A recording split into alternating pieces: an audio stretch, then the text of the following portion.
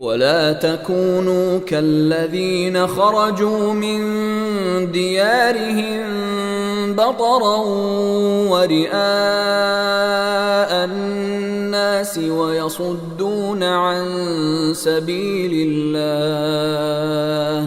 वल्लाहु बिमा यअमलून मुहीत।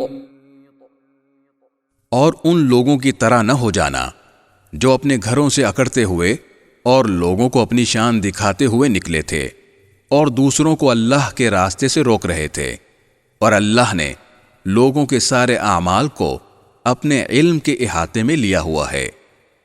वइज़ ज़य्यन लहुमुश्शैतानु अअमालहुम वक़ाल ला गालिब लकुमुल यौम मिनन्नासि व इन्नी जारुन लकुम फलम्मा तराअतिल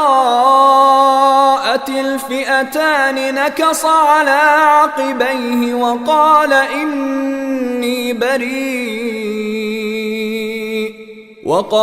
इन्नी बरीउम मिनकुम इन्नी अरा मा ला तरौन इन्नी अखाफुल्लाह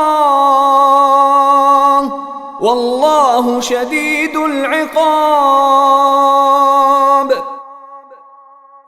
और वो वक्त भी काबिले जिक्र है जब शैतान ने उन काफिरों को ये सुझाया था कि उनके अमाल बड़े खुशनुमा हैं और ये कहा था कि आज इंसानों में कोई नहीं है जो तुम पर गालिब आ सके और मैं तुम्हारा मुहाफिज हूं।